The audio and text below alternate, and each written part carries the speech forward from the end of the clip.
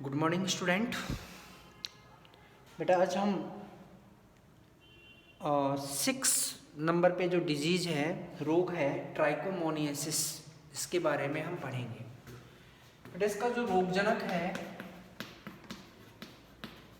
यह है ट्राइकोमोनास या वेजाइनलिस। Trichomonas vaginalis. बेटा ये जो रोगजनक है यह मानव मादा की जो योनि होती है उसको संक्रमित करता है, तो प्रभावित हो जाएगा मादा की योनि। अब उस योनि में ये जो वायरस होते हैं ये प्रवेश कर जाते हैं। वायरस तो नहीं कह सकते, अपने प्रोटोजोआ हैं वो प्रवेश करते हैं और उनकी दीवारों में जाके क्या करते हैं, घाव उत्पन्न कर देते हैं, जिससे कि योनि के द्वारा तरल चिपचिपा तरल निकलता रहता है और बदबूदार होता है, झागदार होता है और इससे योनि में खुजली, जलन और दर्द होता है। यदि इस समय में अगर हम यौन संबंध स्थापित करते हैं तो नर के शिश्न में भी क्या होती है, संक्रामकता बढ़ जाती है। और ये लगभग 100 में से 90% जो महिलाएं होती हैं जो स्वच्छता का साधन नहीं अपनाते हैं उनमें ये सामान्य रोग पाया जाता है। तभी यहाँ पे कहा भी जाता है कि जो नर के शिश्न में कोई भी तरह की स्मेल नहीं आती है, जबकि मादाओं के शरीर में जो योनि होती है उसमें सामान्य बदबू या हम कह सकते हैं स्मेल आती है। उसका सबसे बड़ा रीजन होता है कॉमन वेजाइनिटिस रोग होना, और इसमें हमेशा तरल निकलता रहता है, जलन होती है, खुजली मचती है और बदबूदार और झागदार क्या निकलते हैं, तरल निकलता रहता है। ठीक है, तो इसके लक्षण क्या हो जाएंगे? तो लक्षण तो हो जाएगा नंबर 1 पे योनि के द्वारा बदबूदार तरल निकलना पीले रंग का। नंबर 2 पे योनि में खुजली और जलन होना। और तीसरा हो जाएगा संक्रामकता का बढ़ जाना, क्योंकि संक्रामकता उससे बढ़ेगी। और चौथा है इरिटेशन होना। इरिटेशन का मतलब होता है कि जैसे इरिटेट होना ना, इरिटेट बोलते हैं जिसे, इरिटेशन होना। ठीक है, ये इसके सामान्य क्या होते हैं, लक्षण होते हैं। और संचरण, तो संचरण तो आप कह सकते हैं कि अगर कोई संक्रमित महिला है उसके साथ अगर यौन संबंध स्थापित करते हैं तो ये रोग एक व्यक्ति से दूसरे व्यक्ति में फैलता है। बचाव, तो बचाव में तो ये है कि जैसे हम कह सकते हैं कि संक्रमित मादा के साथ में यौन संबंध स्थापित नहीं करना चाहिए, और इसके अलावा अगर हम कह सकते हैं कंडोम का प्रयोग भी कर सकते हैं। ठीक है, तो ये हो गया ट्राइकोमोनियासिस। ठीक है, अब आ जाइए आगे है टॉक्सोप्लाज्मोसिस।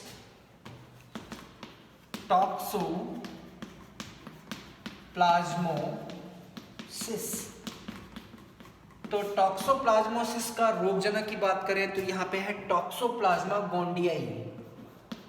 टॉक्सोप्लाज्मा गोंडियाई,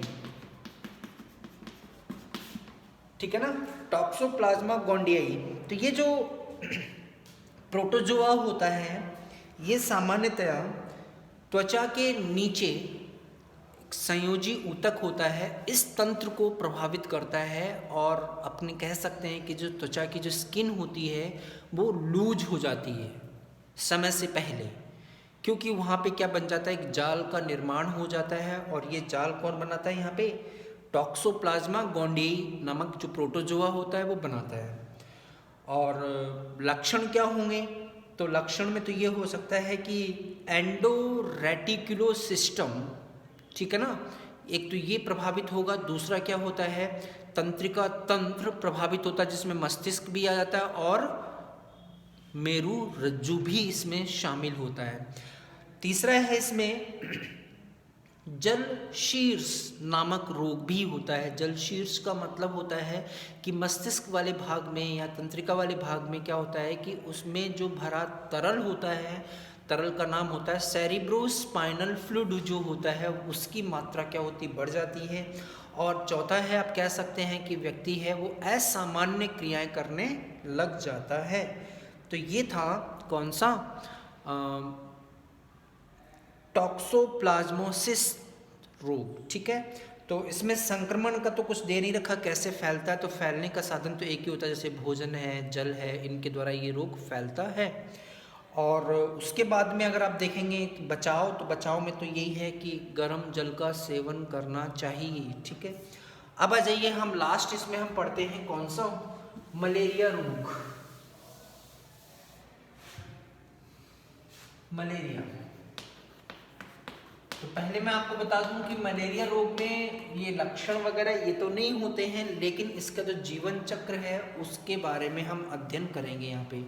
तो देखिए, मलेरिया का जो रोग जनक होता है वो होता है प्लाज्मोडियम। प्लाज्मोडियम, अब इसकी अलग अलग जातियां होती हैं, जैसे कॉमन जाति होती है वाइवैक्स, एक होती है प्लाज्मोडियम फैल्सीपेरम।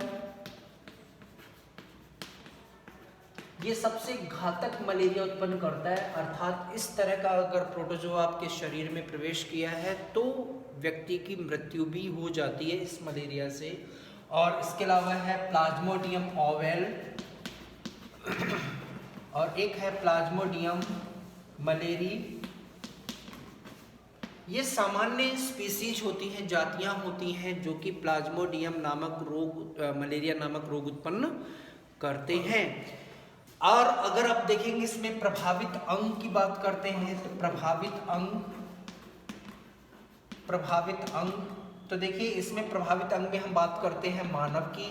तो मानव में 2 अंग होते हैं जिनको ये प्रभावित करता है। पहला है यहाँ पे यकृत और दूसरा है यहाँ पे आरबीसी, इन 2 को प्रभावित करता है। इसके अलावा यहाँ पे अगर हम देखेंगे बेटा लक्षण क्या क्या होते हैं, तो लक्षण में मैं आपको बता दूं, पहला लक्षण जो होता है वो ये होता है कि साहब बहुत तीव्र ज्वर आता है इसमें। ठीक है, दूसरा है ठंड लगती है, मतलब सर्दी लगती है, तीसरा है उल्टी होती है, और चौथा है इसमें ये ज्वर जो है, बुखार है, वो पुनरावृत्ति करता है, बार बार दोहराता है। इसके अलावा उल्टियाँ वगैरह हैं, ये कॉमन से इसके क्या होते हैं, लक्षण होते हैं। ठीक है ना। बचाव में अगर आप संचरण देखेंगे तो संचरण एक मच्छर के द्वारा होता है, मॉस्किटो होता है, जिसका नाम होता है मादा एनोफ्लीज मच्छर। तो आप जानते हैं कि यहाँ पे जितनी मादाएं होती हैं, चाहे मानव की मादा हो चाहे मच्छर की मादा हो, उनका काम क्या होता है, खून को चूसना। तो वैसे ये जो मच्छर होता है वो क्या करता है, वो मानव के रक्त का चूषण करता है। ठीक है ना। और नर क्यों नहीं करता, तो नर में क्या होते हैं कि जो डंक होते हैं, जिसको हम बोलते हैं ट्रंक बोलते हैं, वो नहीं होता है, वो प्योर वेजिटेरियन होता है। लेकिन मादा जो होती है ना, ये क्या होती है, ये नॉन वेजिटेरियन होती है। नॉन वेजिटेरियन का मतलब यहाँ पे ब्लड को सक करती है, चूषण करती है, सोखती है उसको। इसलिए यही क्या करती है, एक व्यक्ति से दूसरे व्यक्ति में रोग को फैलाती है। बचाव में यहाँ पे कह सकते हैं क्लोरोक्विनोन दवाई का हम औषधि का प्रयोग कर सकते हैं। तो ये कॉमन से इसके हो गए। लेकिन हम बात करते हैं इसके जीवन चक्र की, तो थोड़ा सा मैं आज आपको जीवन चक्र के बारे में बता देता हूँ, लेकिन चक्र है वो कल के वीडियो में आपको बताऊंगा। ओके, तो यहाँ पे अगर हम देखें जीवन चक्र,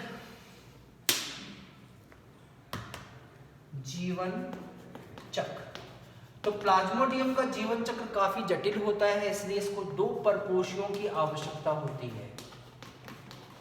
2 परपोषी मतलब 2 परपोषियों पे अपना जीवन व्यतीत करता है। एक तो होता है इसका प्राथमिक परपोषी और एक होता है इसका द्वितीयक परपोषी। प्राथमिक परपोषी तो होता है मानव होता है, क्योंकि मानव के अंदर ये अलैंगिक जनन करता है।